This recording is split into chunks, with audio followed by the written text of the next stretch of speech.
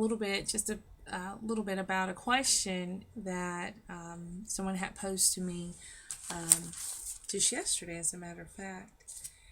And it was quite interesting because the question was, why would someone have more than one reborn? And I was really shocked, a little bit surprised that would be, I guess, a question. But hindsight 2020, I guess it's an excellent question to pose, especially for those who don't have doll collections, period, or reborns or silicone babies or what have you. So just as a doll collector, period, of course, you're going to always be asked, why do you have more than one doll? So it stands to reason it would be the same with reborn babies, silicone babies, so on and so forth. So I wanted to kind of go over it again. This is not all the reasons why someone may have more than one reborn, but these are just some of the things that either I've experienced it myself or know or have heard of others who have. Actually today we have Tatiana, big sister, and I have little Hayden. Say hi. Say hi. Until Hayden says hello. So how many babies, really the question was, why would someone have more than one baby, more than one doll, more than one reborn, more than one silicone, what have you? As you can see, we've got a lot of reborn babies here. But really, again, just to say again, it was a very interesting question that was posed. And the person who asked it didn't mean any harm. They just truly, really wanted to know, why would people have more than one? So basically, I know that what I've come to find recently, joining the Reborn community, I'll back it up a little bit. What I've come to find as a collector, period, because first and foremost, I was a doll collector before I discovered Reborn dolls. And I started with one doll. I was looking for a childhood doll, and then found there were other types of dolls, and other the way that they would look would be different.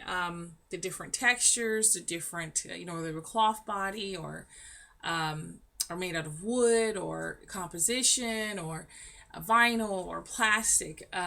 You name it. There's rubber. There's so many different types. Miracle Skin. So many different types of dolls. Period. Then on top of that, there was different looks, different eyes, different hair, different expressions. Made out of porcelain, made out of this.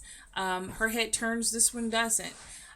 So even with just as a doll collector, period, there are so many different types of dolls. And so back to, she was asking specifically about the reborns. What I've come to find is it's just the same. It's the same as pretty much any type of collection that people have, whether it's a car collection, coin collection, stamp collection. There's just different things that you like about each particular doll. I was talking to someone the other day, and I said that reborns, and I guess dolls in general, but reborns are, like potato chips. I mean, you can't just have just one. I mean, you have your first reborn and you're just in awe and amazement because they look so real and they feel so real and they smell so real. And those that even have sound effects or that can breathe, that only adds even further to the realism. So with all those things, you're in awe of that first reborn. And then you see another reborn that you've fallen in love with, that is so cute and so adorable, and you just can't wait to get that baby home. And that excitement just takes over, and it's that same anticipation. You can't wait for that baby to come home and arrive in that box, so that you can take that baby out and dress her or comb the hair or do whatever it is that you do, display, what have you. And so that's pretty much what I've come to see, is each one is different. I mean, like even right now, with just the two you see here, I mean, they're entirely different. What also to me adds even broader element to these types of dolls versus other types of dolls that I've collected is that they're handmade. They're I made these two myself. And knowing that I made these two myself, I like them for different reasons. And being an artist, you can't make, even if I had the same sculpt, you can't make exactly the same baby as you did. Even with the same sculpt, even choosing some of the same things, the baby will still turn out different. And that's because you are hand making the babies, so that each one is literally a work of art, standalone work of art. There is no other baby just like it. And so I think that's what even adds even more to what's already. Dolls are just amazing with the different types that are out there. But the Reborns and Silicones add another level, again, because they're handmade. So that's just taking it to a whole different level. So no two will ever be exactly alike, even amongst the same artists. I know Hayden, say hi. Hayden looks, different. I have another baby that I made named Mia that's in another video with brown hair. But Mia, to me, looks different from Hayden. Her skin tone is different. Her markings, everything is just different. And she even has a different type of expression on her face, even though it's the same sculpt. And made by me, made by the same person. So I think that just kind of adds to me even that extra, because no two babies really and truly aren't alike. So again, it's just, I think that adds that extra oomph to it, is knowing that they're handmade by artists, and that artists will never, ever, ever make that same baby that you have. So when you have that baby and then you see another baby that strikes you for a different reason, maybe you like the way her face was shaped, or maybe she was closed-eyed, or maybe she had full legs or full arms, or maybe her head could turn, or maybe she had freckles, or, I can go on and on and on for days about the differences between the babies that would make you say, oh, this one's different, I want this one. And so that's pretty much what I see in it. And also they are a collection to some people. So some people would say, well, I have one of this type, I have one of this type. I haven't owned this one before, so I would love to collect that particular type. And then you have people who are like me, where I'm more, it doesn't have to be a specific sculpt per se. I'm not going to say, well, I have to have that sculpt. I think the one sculpt that I keep saying that I must have is Ariana. That's the one sculpt that, if there was a sculpt that I can say, I must have that sculpt, it would be Ariana. But by and by, most of the babies that appeal to me, it doesn't matter what sculpt they are. If I like it, then I will want to have it. So, but there are some people that like certain sculpts and done by certain artists and so on and so forth.